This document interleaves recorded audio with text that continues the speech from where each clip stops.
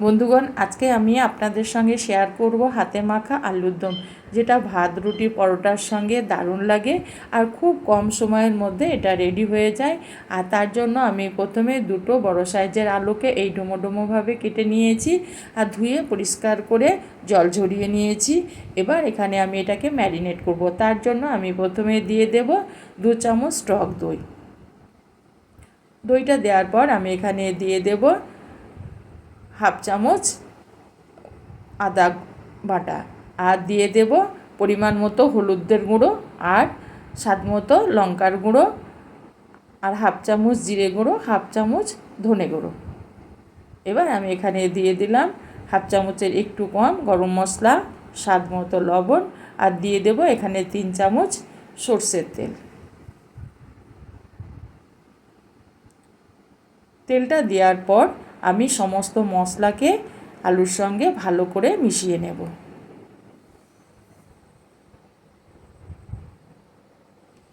এইভাবে আমি সমস্ত আলুগুলোকে ভালো করে মিশিয়ে নিয়ে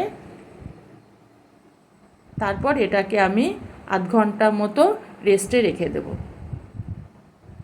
যদি হাতে কম সময় থাকে তাহলে বন্ধুরা 10 মিনিট কমসে কম রাখতেই হবে।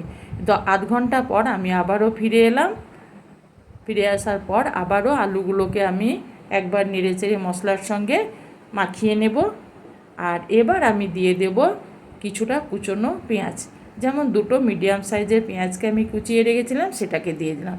পেঁয়াজটা দেওয়ার পর আবারও আমি আলুর সঙ্গে পেঁয়াজটাকে নেড়েচেড়ে মাখিয়ে নেব। আলুটা আমার মেশানো হয়ে গেছে। এবার আমি মূল রান্নায় ফিরে এলাম। তার জন্য প্রথমেই গ্যাসের মধ্যে একটা প্রেসার কুকার বসিয়ে দিয়েছি আর প্রেসার কুকারের মধ্যে আবারও আমি 1 চামচ সরষের তেল দিয়ে দিলাম। তেলটা দেওয়ার পর এখানে আমি দিয়ে দেব হাফ চামচের একটু কম গোটা জিরে আর দিয়ে দেব কিছুটা গরম মশলা, যার মধ্যে আছে একটা তেজপাতা, 3টে লবঙ্গ, দুটো দারচিনির টুকরো আর দুটো ছোটো এলাচ, যেটাকে আমি ফাটিয়ে নিয়েছি। এবার এগুলোকে আমি তেলে একটু নেড়ে চেড়ে ভেজে নেব। বন্ধুরা, এটা একটা সহজ রান্না, কিন্তু সবাই খেতে পছন্দ করবে। এরপর আমি যে আলুটাকে ম্যারিনেট করে রেখেছিলাম সেটাকে দিয়ে দিলাম। এবার আমি আলুটাকে তেলের সঙ্গে মোটামুটি 3 থেকে 4 মিনিট এইভাবে কষিয়ে নেব আর গ্যাসটা আমি মিডিয়ামে রেখেছি।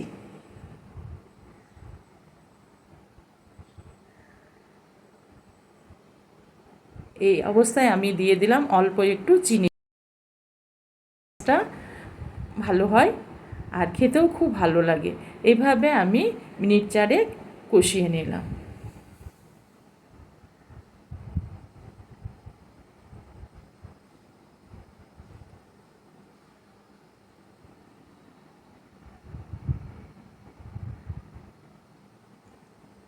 এভাবে আলুগুলোকে কষিয়ে নেওয়ার পর আমি এখানে দিয়ে দেব জল। যে বাটিটায় আমি আলুটাকে ম্যারিনেট করেছিলাম সেই বাটিটাতেই আমি দিয়ে দেব, সেটা বাটিটাকে ধুয়ে আমি দিয়ে দেব 1 কাপ জল। জলটা দেওয়ার পর আমি আবার নেড়ে চেড়ে আলুর সঙ্গে জলটাকে মিশিয়ে নিলাম। এবার এটাকে ঢাকা দিয়ে আমি 2টো সিটি দিয়ে নেব। 2টো সিটি আমার দেওয়া হয়ে গেল। এবার এটাকে নামিয়ে ঠান্ডা করে আমি সিটিটাকে আমি আগেই বের করে দেব না, সমস্ত গ্যাস বেরিয়ে যাওয়ার পর তারপর আমি আলুটাকে বের করে দেখাচ্ছি কত সুন্দর লাগছে।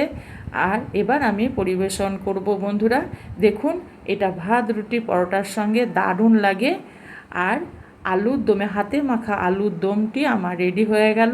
যদি আমার ভিডিওটা ভালো লাগে তবে একটা লাইক করবেন আর সাবস্ক্রাইব করে চ্যানেলটির পাশে রাখবেন।